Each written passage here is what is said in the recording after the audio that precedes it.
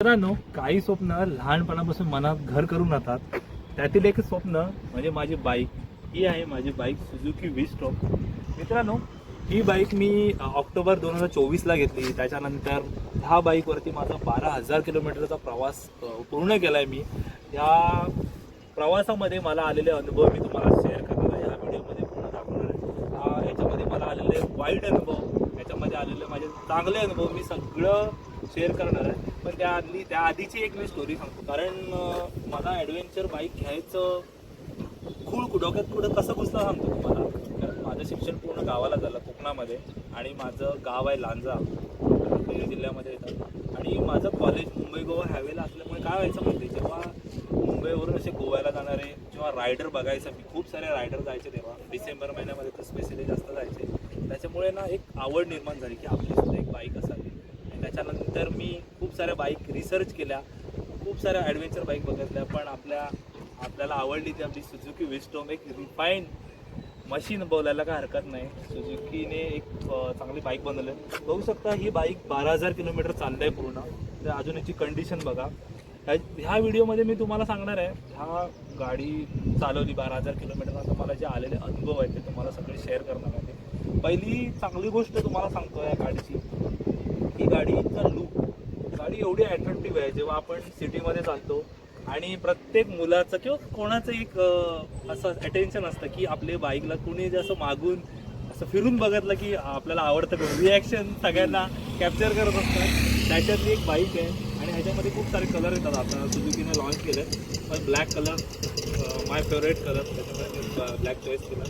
ह्या बाईकमध्ये तुम्हाला सगळं टाईम टू टाईम सर्व्हिस केलं जातं, सगळ्याच गाड्या व्यवस्थित मेन आणि तुम्ही बघा, जर पण 5.7च्या वरती असेल असे पाय पोचतात, आणि एवढे तर पाय पोचलेच पाहिजेत सगळ्यांचे, तर ही गाडी तुम्ही कम्फर्टेबल चालू शकता.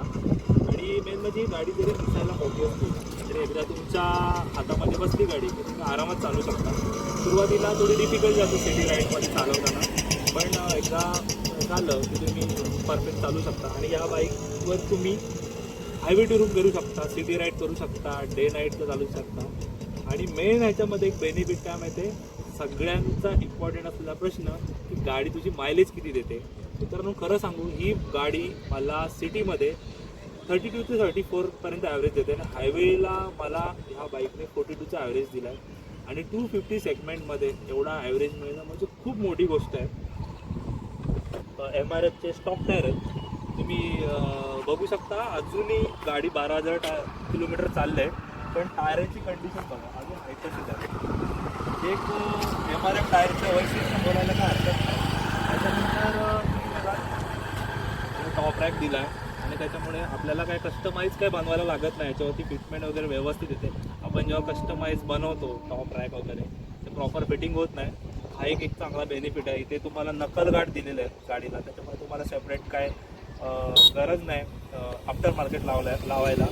त्याच्यानंतर ही आहे विंडशील्डमुळे तुम्हाला ना हायवेला चालताना तुम्हाला विंग ब्लास्ट होत नाही. आपल्याला एक प्रोटेक्शन टाकायला होतं. अजून एक गोष्ट मेन म्हणजे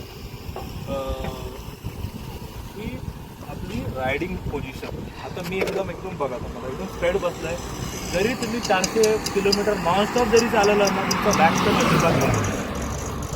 हा एक मेन आहे. आणि तुम्ही बघू शकता गाडी चालवताना पोझिशन पूर्ण अशी असते, त्याच्यामुळे ना हातावरती जोर आहे ना कमरेवरती जोर आहे. एकदम स्ट्रेट पोझिशन आहे आपली रायडिंग पोझिशन, त्याच्यामुळे आपल्याला थकवा जाणवत नाही. ते एक चांगलं आहे. आणि त्याच्यानंतर गोष्ट म्हणजे मेंटेनन्स. गाडीचा मेंटेनन्स किती देते. आता हायवेवरती चालवल्यानंतर गाडीला मेंटेनन्स येतो. मी गाडीच्या अजूनपर्यंत 4 सर्व्हिस झाल्या असतील. 4 सर्व्हिसमध्ये मला अराऊंड तुम्हाला ॲव्हरेज कॉस्ट सांगतो 3 ते 4,000पर्यंत ॲव्हरेज कॉस्ट जाते प्रत्येक सर्व्हिसची. जर आता माझी ती पण मला सांगतो की माझं प्रत्येक सर्व्हिसमध्ये काय नाही काय इश्यू झालेला, त्याच्यामुळे म्हणजे स्पेअरचा इश्यू झालेला, त्याच्यामुळे ती एवढी कॉस्ट झालेली. त्याच्यामुळे मेंटेनन्सकडून पण एक काही प्रॉब्लेम नाही. तुम्हाला मायलेज चांगला मिळतो गाडीकडून. गाडीचा लुक खूप छान आहे. तुम्ही डोळे बंद करून ही गाडी घेऊ शकता. मार्केटमध्ये खूप साऱ्या ॲडव्हेंचर बाईक्स आहेत. एक्सपल्स आहे, TVS RTX आहे, CB200 आहे. पण सुझुकी प्रत्येकाचा स्वतःचा ओपिनियन असतो. पण मी तर सजेस्ट करेन ज्यांना हेवी टुरिंग करायचं आहे, एक कम्फर्ट बाईक पाहिजे असेल विथ मायलेज, तर तुम्ही सुझुकी विस्टॉककडे जाऊ शकता. हे झाले या बाईकचे पूर्ण फायदे. आणि ह्याच्यावरती मी छोटं मोठं मॉडिफिकेशन केलं आहे, तुम्हाला दाखवतो. हा एक आहे आपला मोबाईल होल्डर. इथे लावण्यासाठी मी GPS माउंट लावला आहे, पण आता मोबाईल होल्डर मी काढून ठेवला आहे. त्याच्यानंतर इथे आहे बॉटल होल्डर.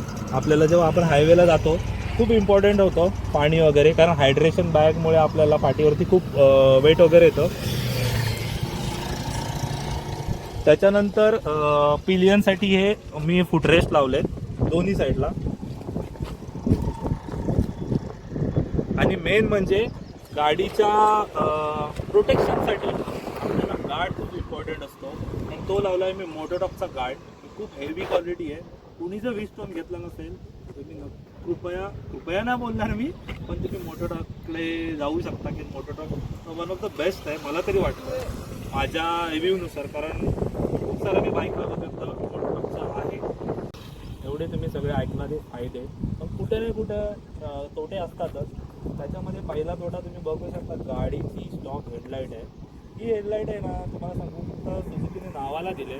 त्याच्यामुळे ना हायवेला वगैरे तुम्हाला याचा काही उपयोग नाही, काहीच दिसत नाही. त्याच्यासाठी ना मी स्टॉक एक आफ्टर मार्केट LED लाईट्स लावल्या आहेत, 2 HG 9 LED आहेत. ह्याचा मी ना एक व्हिडिओ बनवला आहे माझ्या चॅनलवरती डिटेलमध्ये. मी ह्या लाईट्स कुठे लावल्या, किती रुपयाला लावल्या, त्याचं इन्स्टॉलेशन वगैरे काय सगळं मी एक डिटेल व्हिडिओ बनवला, त्याच्यावरती तुम्ही जाऊन बघू शकता. त्याच्यानंतर तुम्ही एक बघाल, ही विंडशील्ड आहे, ही एवढी शॉर्ट आहे तर ठीक आहे, म्हणजे ओके म्हणजे एवढा काय विंड ब्लास्ट येत नाही. अजून जर मोठी असली असती तर अजून विंड ब्लास्ट थोडा कमी लागला असता, आपल्याला कमी थकायला झालं असतं. तो एक आहे. त्याच्यानंतर मित्रांनो, मोठा प्रॉब्लेम सुझुकी विस्टॉन ओनर